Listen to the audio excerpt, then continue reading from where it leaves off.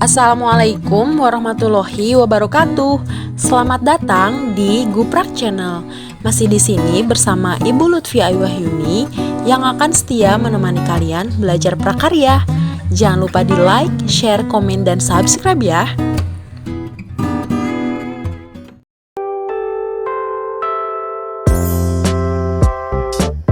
Indonesia memiliki kekayaan alam yang berlimpah.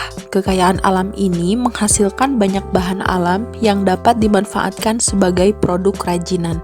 Kerajinan Indonesia telah dikenal luas di mancanegara dengan bentuk yang sangat beragam, kreatif, inovatif, dan selalu berkembang mengikuti kebutuhan dan perkembangan teknologi. Oleh sebab itu, Indonesia dikenal sebagai negara eksportir kerajinan yang dibuat dengan proses yang lebih mengandalkan keterampilan tangan, bukan hanya mesin. Budaya merupakan hasil dari olah rasa dan karsa manusia. Kekayaan budaya Indonesia menjadi modal munculnya keberagaman produk kerajinan Indonesia. Produk kerajinan tersebut diantaranya berasal dari bahan alam yang banyak tersebar di bumi Indonesia. Adakah produk kerajinan di sekolah, di rumah, atau di daerahmu? Amati lebih jauh lagi ya, agar pengetahuan kamu makin berkembang. Di video kali ini, Guru Senbud akan membahas tentang kerajinan serat. Tahukah kalian apa itu bahan serat? Bahan serat adalah suatu jenis bahan berupa potongan-potongan komponen yang membentuk jaringan memanjang yang utuh. Istilah serat sering dikaitkan dengan sayur-sayuran, buah-buahan, dan tekstil. Sayuran dan buah-buahan merupakan makanan berserat tinggi yang sangat baik bagi sistem pencernaan makanan. Namun, serat juga bisa digunakan sebagai bahan baku tekstil. Serat sebagai bahan baku tekstil adalah serat-serat yang digunakan untuk aplikasi tekstil. Serat-serat ini merupakan bahan baku yang digunakan dalam pembuatan benang dan kain. Nah, pembahasan kita kali ini adalah tentang bahan serat sebagai bahan baku kerajinan tekstil. Sebelum kita masuk ke pembahasan yang lebih lanjut, mari kita kenali dulu jenis dan karakteristik bahan serat. Bahan serat alam berarti berasal dari alam. Limbah serat alam mudah diurai dalam tanah.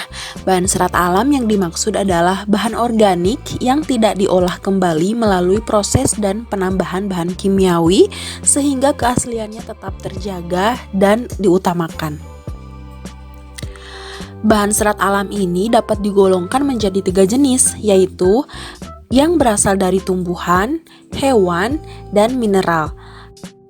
Dalam hal ini, kita akan mempelajari dan fokus pada bahan dari tumbuhan dan hewan saja. Yang pertama, serat dari tumbuhan.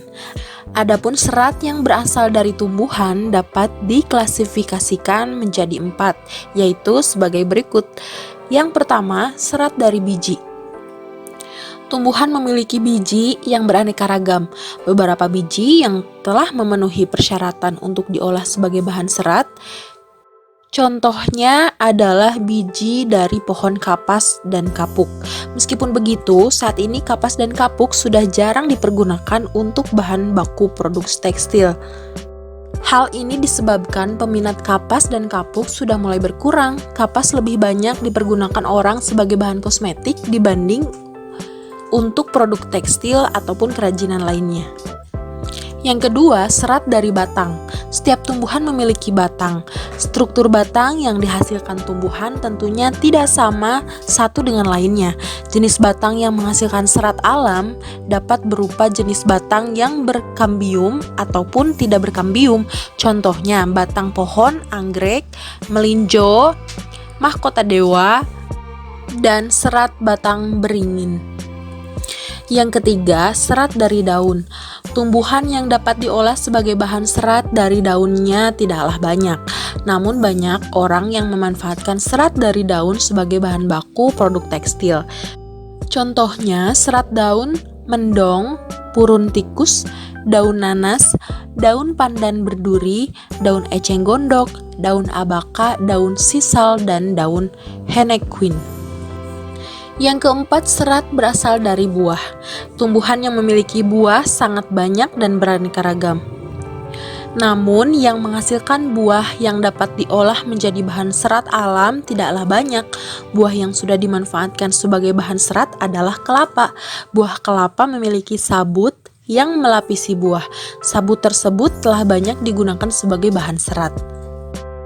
Selanjutnya kita akan membahas serat dari hewan. Serat yang berasal dari hewan banyak disukai oleh negara-negara Eropa.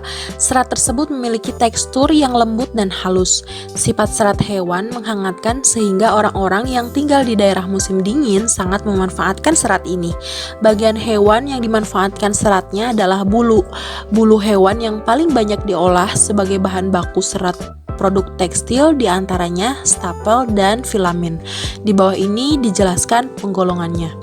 Yang pertama, serat dari stapel. Stapel merupakan serat yang berbentuk rambut hewan yang disebut dengan wool. Contohnya domba, alpaka, unta, cashmere, mohair, kelinci, dan vicuna. Rambut hewan yang paling banyak digunakan adalah wool dari bulu domba. Yang kedua adalah serat dari filamen. Filamen merupakan serat yang berbentuk jaringan. Contohnya adalah serat yang berasal dari larva ulat sutra yang digunakan untuk membentuk kepompong. Kepompong inilah yang merupakan serat lalu dipintal menjadi benang. Sebelum membuat produk kerajinan, tentunya pengrajin harus melakukan proses pengolahan terhadap bahan tekstil. Proses pengolahan masing-masing bahan tekstil secara umum sama. Pengolahannya dapat dilakukan secara manual maupun menggunakan mesin. Sekarang mari kita lihat langkah-langkah pengolahan bahan serat. Yang pertama, pemintalan benang. Dari proses pemintalan serat akan dilanjutkan pengolahan kapas menjadi benang yang disebut pemintalan.